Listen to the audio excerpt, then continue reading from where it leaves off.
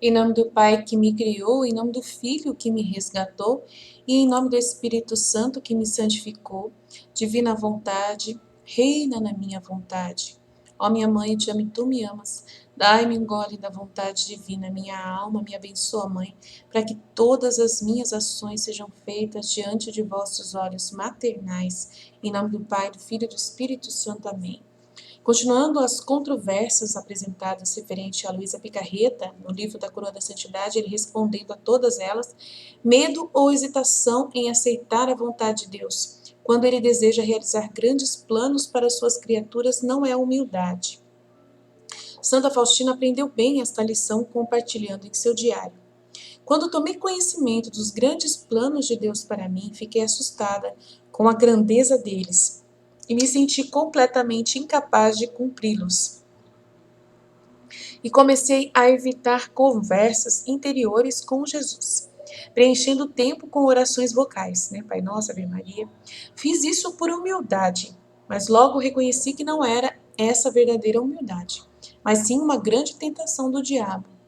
Essa profunda advertência que Santa Faustina nos deu leva-nos a considerar a próxima objeção contra Luísa Picarreta e seus escritos. Esse é o livro da Coroa da Santidade de Daniel O'Connor, teólogo e filósofo católico americano, que ele escreveu um livro, Coroa da Santidade, para esclarecer os escritos da serva de Deus Luísa Picarreta, o seu diário, o livro do céu e todas as revelações que ela faz referente ao dom da divina vontade e o reino da divina vontade. Então vamos lá. Não é atribuída muita grandeza a algo tão fácil quanto viver na vontade divina? Fácil.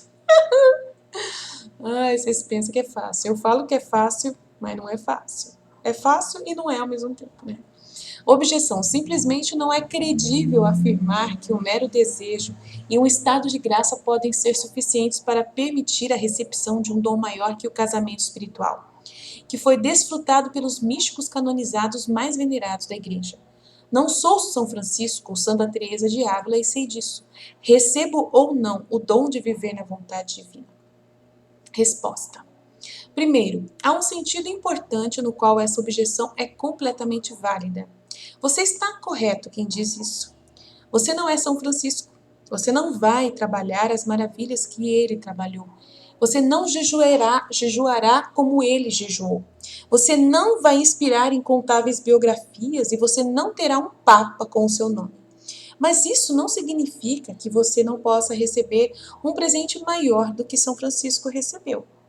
É preciso fazer uma distinção entre a grandeza do presente e a grandeza do destinatário.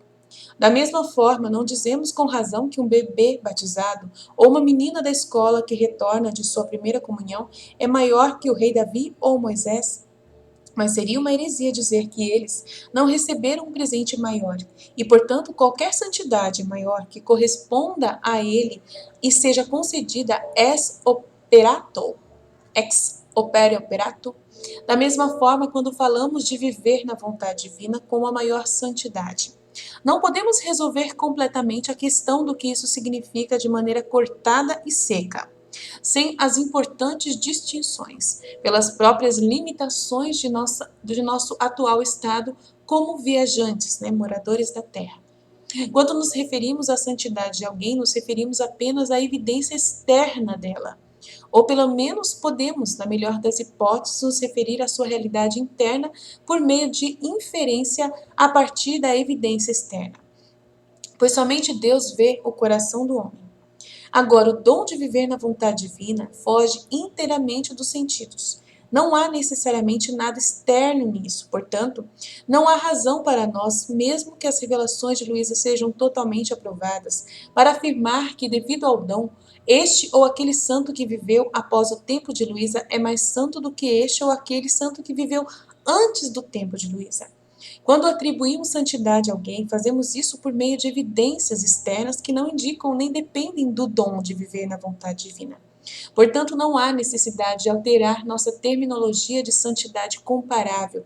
Não queira comparar santidade.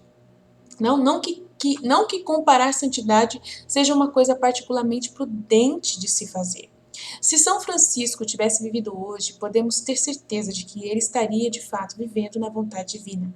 Mas isso não significa que sua biografia pareça diferente. Portanto, é totalmente confuso e inválido desprezar os santos da Igreja que viveram antes da era da vontade divina. Eles não eram menos virtuosos e nem menos sacrificantes, nem menos apaixonados por Deus e nem menos perspicazes e místicos. É simplesmente que um totalmente invisível. A graça, o dom de viver na vontade divina, não lhes foi concedida sobre essas coisas por nenhum outro motivo, a não ser que eles não viveram no tempo da doação do dom, né? Que o dom foi doado para nós, para eles não foi doado. Mas isso não faz com que nós sejamos melhores do que eles, entre aspas, né? Há outro sentido, no entanto, no qual devemos realmente afirmar que quem recebe o dom de viver na vontade divina é maior do que todos os santos que vieram antes, na medida em que ele recebeu um presente maior. Se não estamos dispostos a reconhecer isso com as distinções certas, no contexto certo e no sentido certo, então não faz sentido seguir com as revelações de Luísa. Portanto, devemos primeiro concluir que o mero fato de que a biografia de alguém, se fosse escrita, não se pareceria com a de São Francisco de Assis ou São Paulo Apóstolo, não é por si só um impedimento para reconhecer que a essa pessoa foi dado um presente muito maior, né? Insondável. Considere primeiro que os escritos dos santos nos ensinam sobre a relativa facilidade e rapidez com que se pode alcançar os maiores graus de santidade. Por exemplo, São João da Cruz ensinou: no entanto, eu respondo a todas essas pessoas, aqueles que se recusam a acreditar que o hábito da caridade de uma certa alma, nesta vida, tornou-se tão perfeito quanto no próximo. Que o Pai das Luzes, que não está com os punhos cerrados, mas se difunde abundantemente como o sol faz seus raios, sem ser um respeitador de pessoas. Onde quer que haja espaço, sempre se mostrando alegremente ao longo das estradas e estradas, não hesita ou considera de pouca importância encontrar suas delícias com os filhos da terra ou em uma mesa comum no mundo. Não deve ser considerado incrível em uma alma agora examinada, purificada e provada no fogo das tribulações, provações e muitos tipos de tentações, e encontrada fiel no amor, para que a promessa do Filho de Deus seja cumprida, a promessa que a Santíssima Trindade virá habitar em quem o ama. A Santíssima Trindade habita a alma, iluminando divinamente o seu intelecto com a sabedoria do Filho, deliciando sua vontade no Espírito Santo e absorvendo-a poderosamente e poderosamente nos insondáveis abraços do Pai. Tudo do abraço do Pai doce, né? Tudo que São João tem aqui uma repreensão bem fundamentada para aqueles que decidem duvidar dos níveis insondáveis de santidade, rapidamente alcançáveis por uma alma comum, que venceu tribulações, provações e tentações e que o católico devoto não tem hoje. Ele chega ao ponto de insistir que não apenas a caridade habitual, ou seja, a graça santificadora, tornar-se uma alma tão perfeita nesta vida quanto na próxima, mas ele também insiste que isso pode ser alcançado com facilidade, porque Deus não é cerrado, não sei o que quer dizer, cerrado, mas se difunde abundantemente. Da mesma forma, Santa Faustina ensinou: quão fácil é tornar-se santo. Tudo o que é necessário é um pouco de boa vontade. Se Jesus vê esse pouco de boa vontade na alma, ele se apressa a se entregar à alma, e nada pode impedi-lo, nem deficiências, nem não sei o que lá, nem o que lá. Jesus está ansioso por ajudar essa alma, se for fiel a essa graça de Deus. Poderá muito em breve atingir a maior santidade possível para uma criatura aqui na terra. Deus é muito generoso e não nega sua graça a ninguém.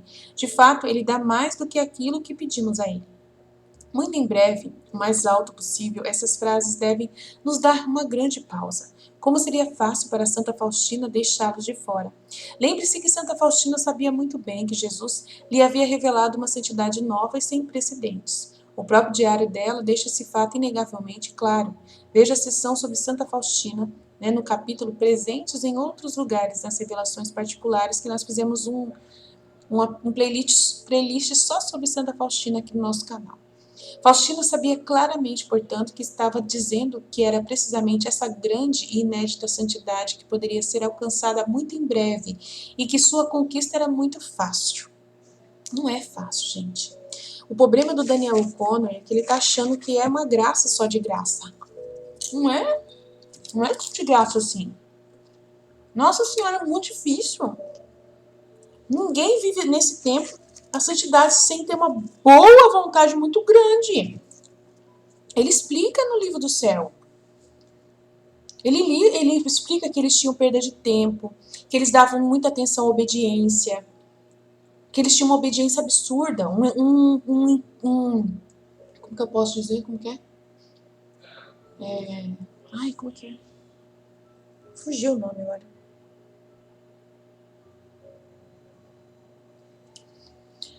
Ai, é muito medo, um monte de coisa, eles tinham um monte de coisa. Ai, esqueci os santos. Uma obediência absurda, uma humildade absurda, uma pobreza absurda, exagerada, né?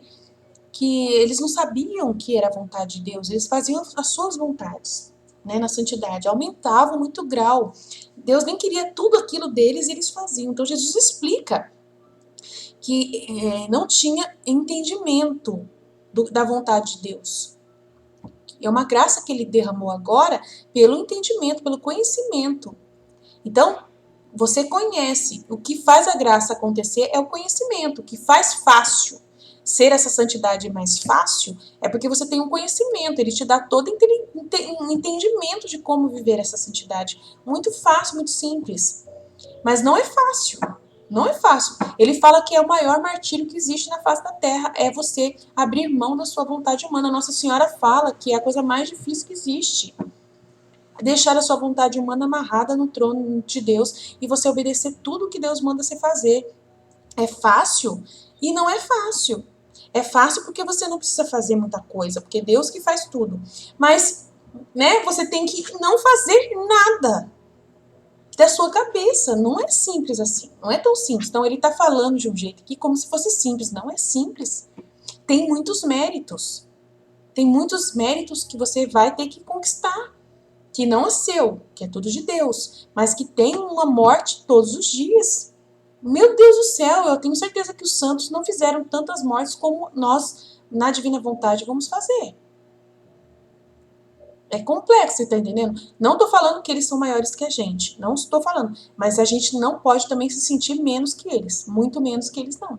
Porque tem uma realidade que nós vamos ofertar. E não é fácil fazer. É muito complexo. Eles não tinham isso que a gente está tendo. Essa exigência, porque é uma exigência. Para você viver na divina vontade, você não pode ter vontade humana nenhuma. Nem nada. Nem pecado nenhum. Não é fácil, não. Retransmitindo o mesmo ensinamento, Santa Teresinha de Lisieux escreveu: como pode uma alma tão imperfeita quanto a minha aspirar à plenitude do amor? Ai, eu sou apenas um pobre passarinho sem aves. Sem, não sei lá. Eu não sou uma águia, tenho apenas os olhos e o coração da águia. No entanto, apesar da minha pequenez excessiva, ouso contemplar o divino sol do amor e queimo para disparar para cima.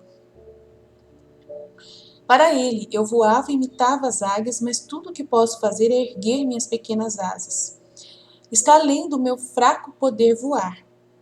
Com ousado abandono, permanecerei até a morte. Meu olhar fixo naquele sol divino, nada deve me assustar. Ao demonstrar que as alturas da perfeição podem ser alcançadas não apenas através da mesma jornada longa e árdua que foi realizada pelos grandes santos que lemos sobre, mas também podem ser alcançadas de uma maneira muito mais fácil e rápida, Teresa ensina o seguinte. Santa Teresa d'Ávila. Você sabe que, eu acho que é Teresinha também, não sei, pode ser. Você sabe que sempre foi o meu desejo de me tornar uma santa, mas eu sempre senti, ao me comparar com os santos, que estou tão longe deles quanto o grão de areia, que o transeúnte pisoteia.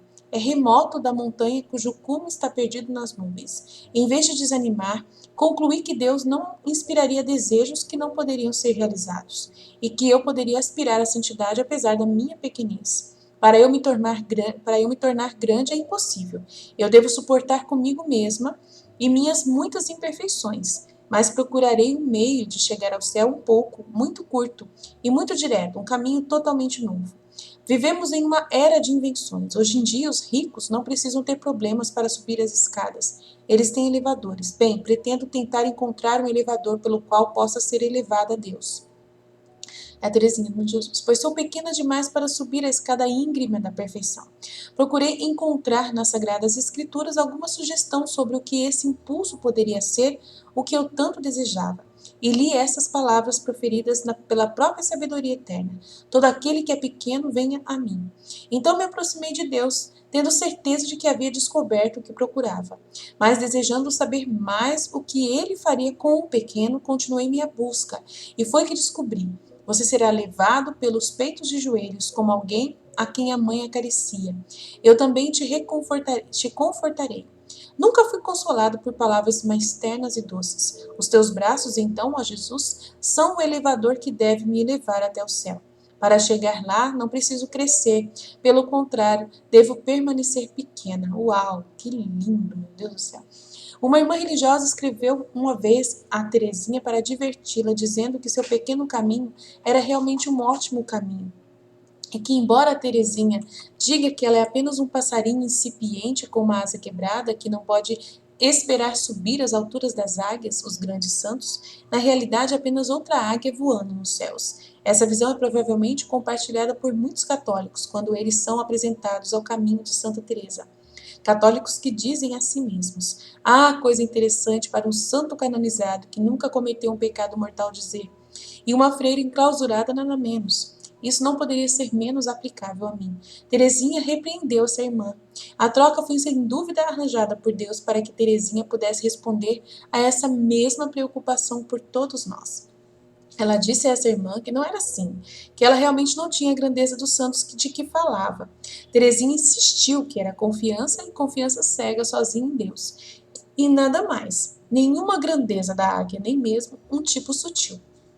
Como você pode ver, não são os próprios santos que demonstram tanta hesitação e recusam em acreditar que os mais altos níveis de santidade estão prontamente ao alcance de qualquer pessoa.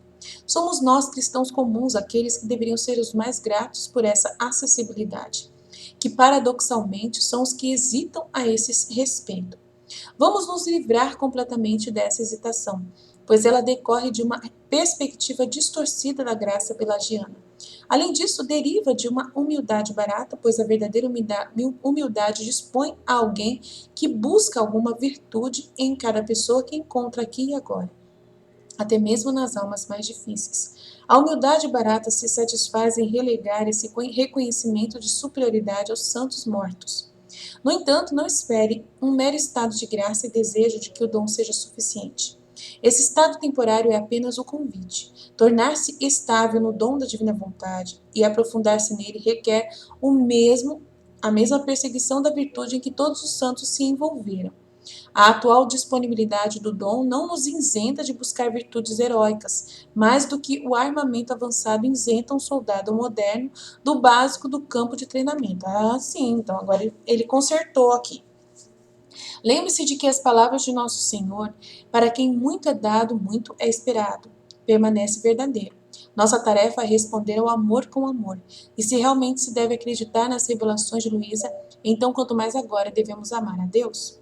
Uma nota final está em ordem sobre essa objeção para reiterar exatamente o que viver na vontade divina não faz a alma, pois embora a grandeza das reivindicações, os escritos de Luísa Picarreta podem parecer à primeira vista sem limites. É claro que existem limitações muito importantes. A criatura permanece uma criatura, e quaisquer que sejam as glórias em que participe por meio da vida na divina vontade, são puramente pela graça imerecida.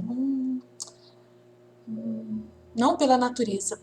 Eu acho que eu não concordo com ele. Mas tudo bem, vamos continuar lendo. Eu não concordo com ele. Tem, sim, um trabalho da alma muito diferente de todos os trabalhos feitos pelas almas até hoje. E que só Nossa Senhora fez. Então tem uma coisa que ele não percebeu, que eu percebi, e que ele não percebeu. Que é Jesus que fala, não é eu quem falo. Jesus fala que o martírio da alma que vive na divina vontade é o maior martírio que existe. Ele fala isso. Então não é totalmente uma graça imerecida, totalmente que a pessoa não merece, ela recebe de graça. Não é assim. Tem uma coisa aí que a pessoa faz sim. É um martírio que ela faz que ninguém nunca fez. Jesus falou que só Nossa Senhora e ele fizeram. Que antes da Luísa, só a Luísa depois que fez. Então é complexo isso aí. Ele está falando de um jeito como se fosse uma graça muito grátis, que a gente não precisa fazer quase nada. Não é assim não. Dar a nossa vontade humana, martirizar ela todos os dias, não é fácil. Não é fácil. Você morre todo santo dia para você mesmo. Você perde todos os gostos humanos. Eu já falei, você vive já totalmente abstraído da terra. Totalmente abstraído da terra. Você Nossa Senhora, você se despedaça. Não é tão simples assim, tá?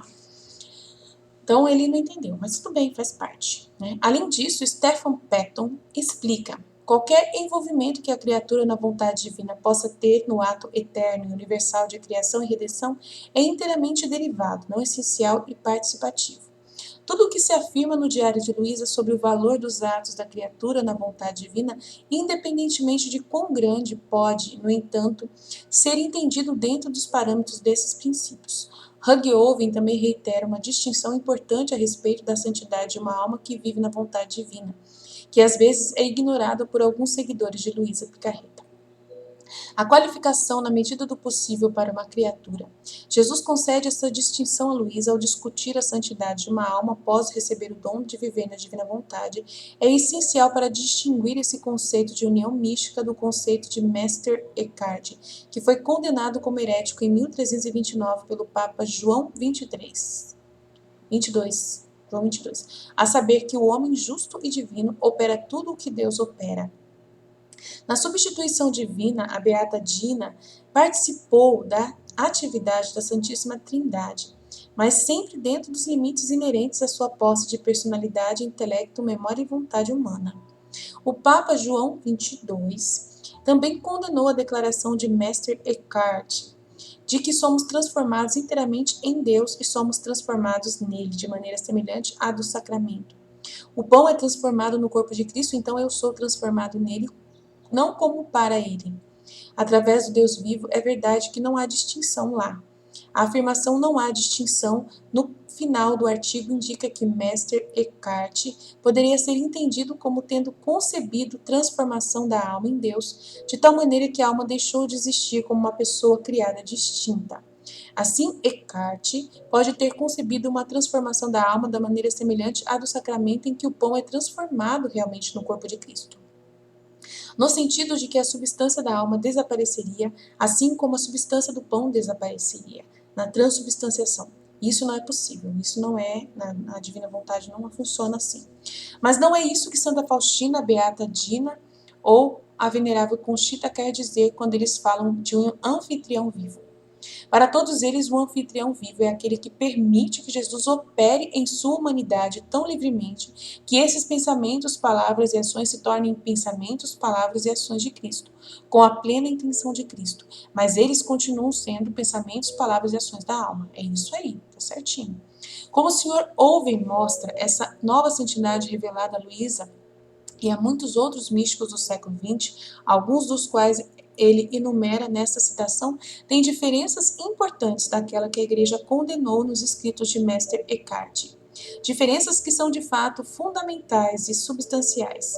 Jesus compara a transubstanciação da Eucaristia ao dom de viver na vontade divina nos escritos de Luísa e nos de Santa Faustina e Beata Dina e muitos outros, mas ele não diz a nenhum desses místicos que um ser humano com esse dom da santidade é literalmente ele mesmo, transubstanciado, nunca disse mesmo. Para a transubstanciação implica uma substituição de substância. Na verdade, é a substituição de atos só que acontece a substituição dos atos da criatura. Santa Faustina, por outro lado, foi inspirada a usar terminologias semelhantes e diferentes e orou pela transconsagração dela mesma. No sacramento, absolutamente nenhuma substância de pão ou vinho permanece após a consagração. Apenas os acidentes permanecem. Ao receber o dom de viver na vontade divina, permanece a mesma pessoa que era antes de recebê-lo. Mas, a princípio de sua alma foi transformado da vontade própria para a vontade de Deus. Além disso, em suas revelações a Luísa, Jesus se refere ao dom de viver na vontade divina como uma graça. embora a maior graça possível. Mas a graça é na metafísica filosófica tradicional de Tomás de Aquino, algo que foi amplamente adotado pelo magistério da Igreja. Um acidente em que a alma em que ele se encontra é uma substância, ou pelo menos é a forma, a essência da substância da pessoa cuja matéria é o corpo. Mas essa distinção, extremamente importante, por sua vez, naturalmente nos leva à consideração da próxima objeção. A Eucaristia não é a maior coisa? Aí, ó, vamos deixar para o próximo vídeo. A gente já falou que a Eucaristia é um meio e que a Divina Vontade é o fim. Então, aqui está falando que é herético afirmar que o dom da Divina Vontade é maior que a Eucaristia. Deus não pode dar um presente maior que a Eucaristia e nada pode ser chamado de maior que a Eucaristia. Essa é a pergunta que as pessoas fazem, a objeção que as pessoas fazem. Aí eles vão falar aqui, aí ele vai responder, né? Eu fiz a palestra, mas ele vai responder também. Vamos deixar para o próximo vídeo, amém? Jesus, eu confio em vós. Fiat, fiat, fiat.